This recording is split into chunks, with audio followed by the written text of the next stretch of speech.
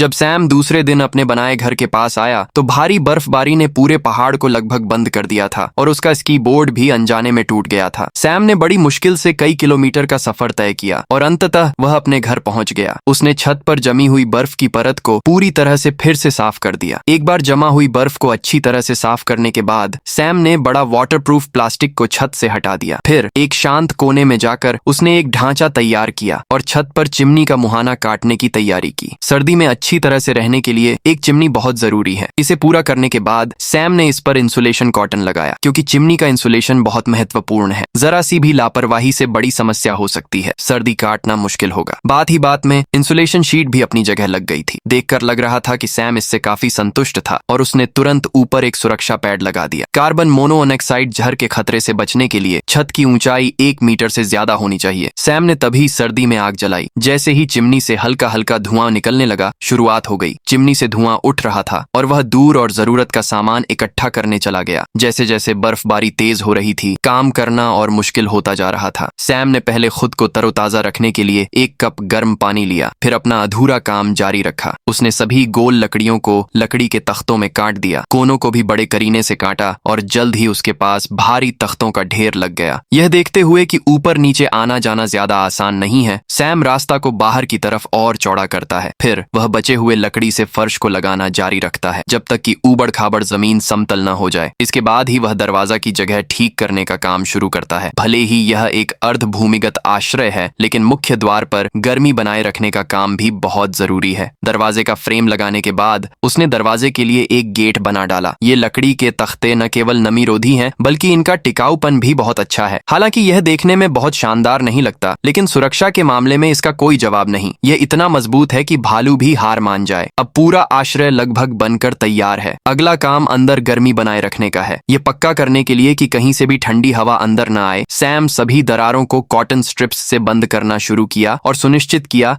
कि हर एक दरार अच्छी तरह से बंद हो जाए। इसके बाद ही उसने सूखी लकड़ी में भयंकर आग लगाई। जैसे जैसे आग की लपटें और भी अधिक तीव्र होती गईं, सैम आखिरकार बहुत प्रसन्नता के साथ अपना भोजन बनाने में सफल रहा। सैम अपने खुद के बनाए आश्रय से संतुष्ट था, चाहे वह गर्मी हो या सर्दी। इस प्रकार जंगल में लकड़ी का घर पूरा हुआ और वह शांत जंगल के बीच प्रकृति का आनंद ले रहा था।